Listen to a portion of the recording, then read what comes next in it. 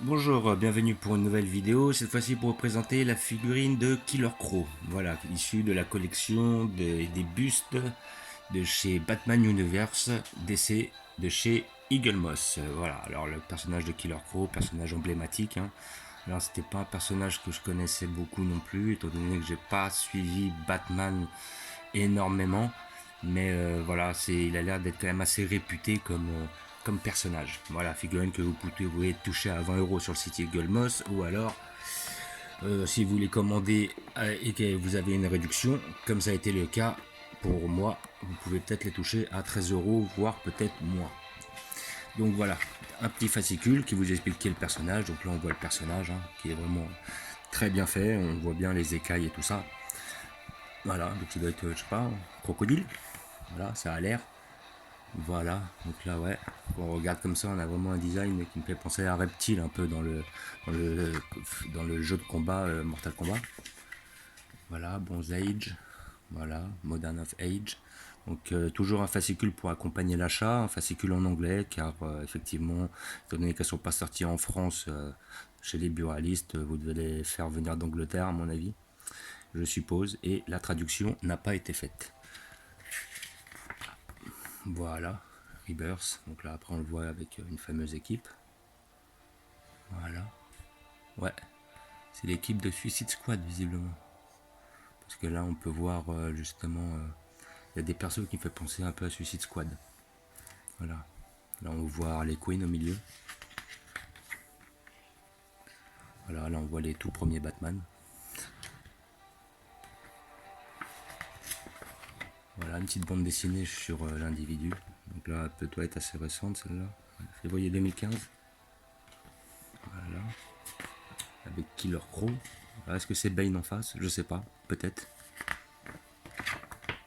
Voilà, et après ils annoncent la figurine qui sortiront par la suite. Alors c'est la figurine des toutes premières séries Batman. Enfin les toutes premières, je pense qu'ils en avaient pas fait. Ils en avaient pas fait avant. On voyait Batman avec Robin et puis à chaque fois je me rappelle qu'ils se battaient entre eux. Il y avait des comment dire des pifs paf à l'écran, voilà, avec des grosses virgules. Voilà, c'était marrant à regarder. Voilà, c'était bon. Moi j'adhérais pas plus que ça. C'est une vieille série, hein. C'est une série des années 60 je pense, hein. Ouais, The Classic 1960 Batman TV série. Parce que je me rappelle que Bruce Lee avait joué sur un des épisodes et il devait justement jouer, c'est quand il jouait le frélon vert, Kato. Et il devait affronter justement Robin, qui lui était, je crois, ceinture noire de karaté ou quoi que ce soit dans le genre. Et qu'il y avait eu des histoires justement. Ça, c'est ce que je me rappelle. Voilà, donc en tout cas la figurine est très ressemblante au Batman de l'époque, mais bon, je suis pas réellement fan, donc c'est clair que je ne la prendrai pas. Voilà, nous allons ouvrir la figurine pour voir ce que ça donne. Voilà, avec la figurine de Killer Crow. Voilà, bon, mon pote l'a déjà ouvert, hein, il m'a passé les figurines pour pouvoir faire une vidéo. Et bon, ce qu'il a pu en voir, c'est qu'elle a l'air d'être hyper bien réalisée. Là, franchement, elle est tip top. Voilà, donc là vous avez le personnage de Killer Crow que nous allons voir ça et regarder plus près.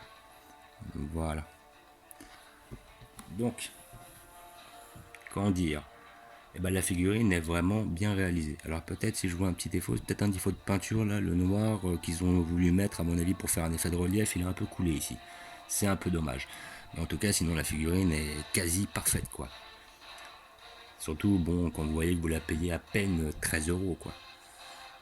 Et que vous pouvez sinon la toucher à 20. Donc on voit que les écailles sont bien faits, les muscles sont bien faits. Le petit bandage dans la main là, ça donne un style.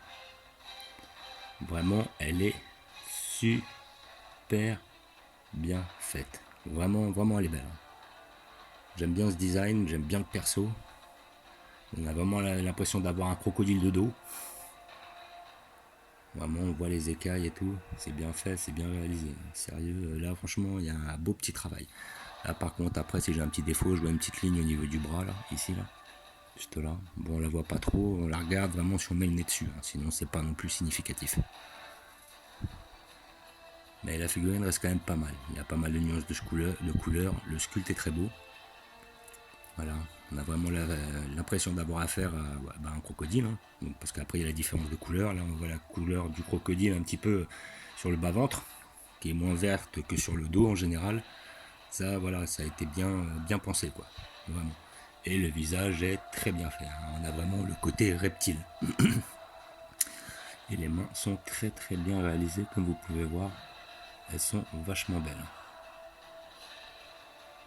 Voilà. Donc comme d'habitude, figurine que vous pouvez payer 20 € sur le site Eaglemoss. Si vous en prenez plusieurs d'un coup et vous profitez d'une réduction, comme moi ça a été le cas, vous pouvez en avoir 3 pour le prix de 2, ce qui vous baisse l'addition à 3 figurines pour 40 €, soit 13 € et des brouettes la figurine. Là, à ce moment-là, ça devient très intéressant.